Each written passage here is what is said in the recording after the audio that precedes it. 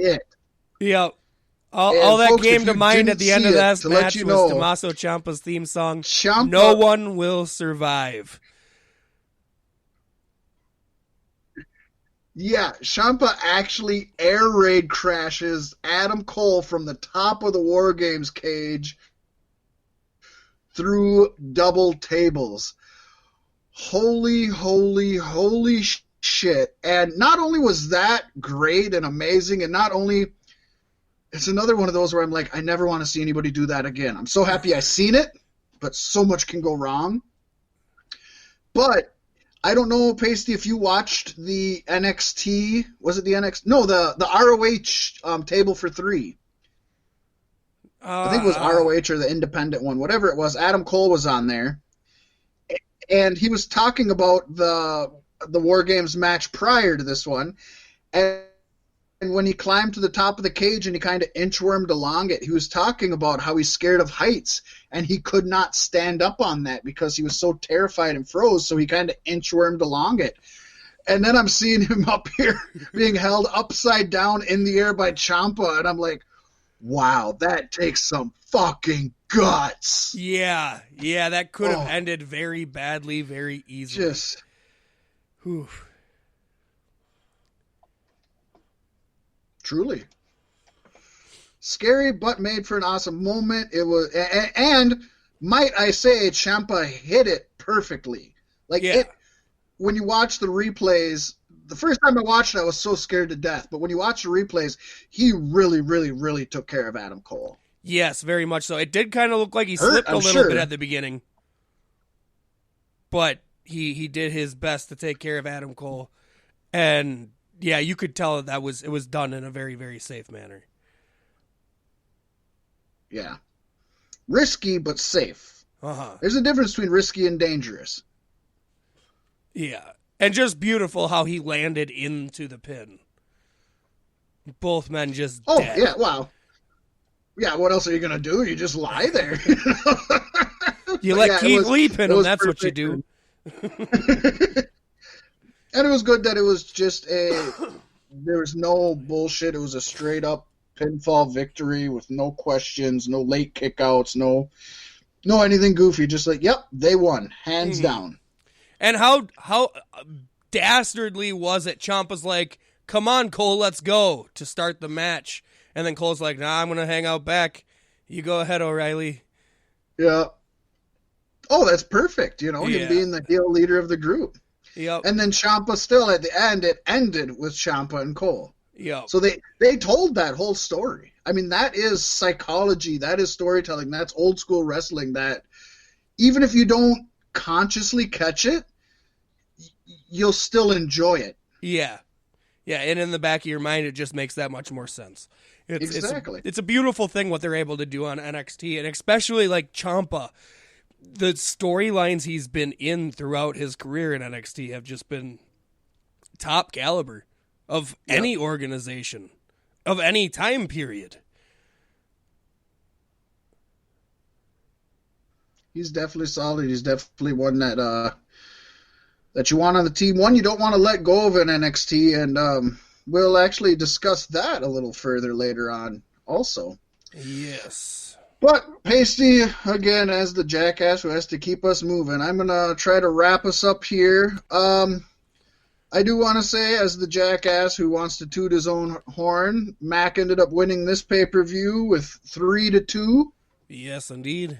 So I walked away with a victory here. Pasty, I kind of tipped my hat on which one I thought was the best match of the night. I'm going with the men's war game. What was your match of the night? I'm still torn between the two. Both the War Games matches, of course. I think if you're going to go with the men's, I'm going to say the women's because, honestly, they elevated each other. Truly. I agree. And as for a grade, I'm going to have to say, A show. I don't know that I'd say A+, because the two middle matches I kind of could have done without. In context, they were both decent matches, but in context with the War Games matches, yeah. So then, I gave this pay-per-view an A grade. The 2 War Games matches were A pluses. The triple threat match was definitely an A for sure. Finn and Matt Riddle kind of dropped the grade they killed the curve, in my opinion, personally. Only down to an A. Come on, that's not horrible. No, not bad at all. But that's what I'm putting it at. Pasty, what are you putting it at as far as a letter grade? No, I said I'll give it an A. All right. It was a solid show. It was. Definitely, if you haven't seen it. Easy to do when there's only 4 matches on the card. Yeah, more companies need to pay attention to this. And it's only a 3-hour show, a swift 3 hours. It went by like nothing. Yeah, like butter. I love it, butter, man. Speaking of butter. Exactly. This is what everybody tuned in for, Pasty. This is the titular segment of the night. Yes, and we know all you crazy cats out there in podcast land have been waiting in anticipation, filling a warm bath with bubbles. And now you are slowly sinking in, because it is time for AEW Auto Erotic Wrestling. Yes. Oh, man, I am so excited for this segment. So we both came up with some, well, like I said at the top of the show, we used a website called talk2transformer.com. Go ahead and use it for all your own needs. Help to grow that robot brain, because this website will take any ideas you put in. You can just go as little as a sentence, or you can go as much as you want, and it will continue like a sizable paragraph or more. I wish I had this when I was taking creative writing in college. Because, man, it would have made it so much easier. Oh, my gosh. Yeah, kids these days just got it so easy. I can't even imagine like where this technology will be 6 months from now. It's outstanding. Like, just to see where it's at now, it blows my fucking mind. And we used it for the ultimate good, and that's writing perverse wrestling fan fiction. Is there any better reason? and to one up that more, since it's not a game, but we want to make it as interesting as possible, I will be reading the Fat Mac's contributions, and he shall read mine. And we have not read these previous to right now when we are going to read them live. I think it's going to be a good time. We just posted them mere minutes before we went live, and so yeah, this is, as we read them, it's the first time either of us have heard the other ones or seen the other ones. Yes, I think this is honestly going to be on par with like Lost in Translation as far as things go. But it's up to you fans to let us know in the comments on Facebook.com/BeefSticksPodcast. Come and join the party. But now it's time to begin. You want to give us a little bit of context on this first one before I start? All I'll say is that this is a throwback to the Attitude Era, and this is a story about 2 DXers who love each other greatly, and if you know any history about X-Pac, you'll understand where this came from, where it originated.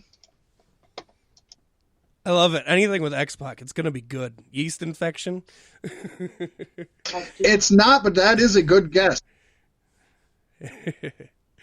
All right, here we go. It was now that X-Pac realized it was a good thing he had torn his sphincter, as Hunter was packing a huge bazooka.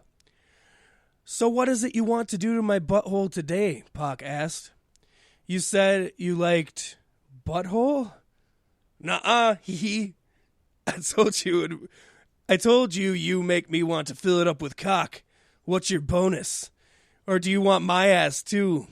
How about I blow you and you pump it into me?" "Well, I don't think that works without chips, salsa, and a condom. I've been using a meatball stick to avoid passing out. Or maybe I just don't have access to the best ingredients. I try to stay away from condoms tasting like teriyaki sauce or avocado. I have tried it with jalapenos, guacamole, apple cider, salsa verde, and it tastes okay, and I still get it stuck in the butthole." Jalapenos, man. Jalapeno that ass. Right? Well, it's great that he says he avoids condoms tasting like avocado, but then he says, I've tried it with guacamole. Right. Does he not realize? No, I don't think he knows. I don't know where this generator gets its shit from, but it is just fun. It really like jump switches, but kept the topic at the same time. It's beautiful. Right? Oh, now Pasty, I'm gonna be on to Pasty's first one. Do you got a little something to bring us into it? Give us some context. Yeah. This is current, going off of current WWE storylines. I'm really intrigued. I'm both horrified and intrigued by this Rusev Lana Bobby Lashley storyline. So I have used our good friend TalkToTransformer.com to cultivate a finish to this storyline that I hope WWE will hear on this podcast and choose to use.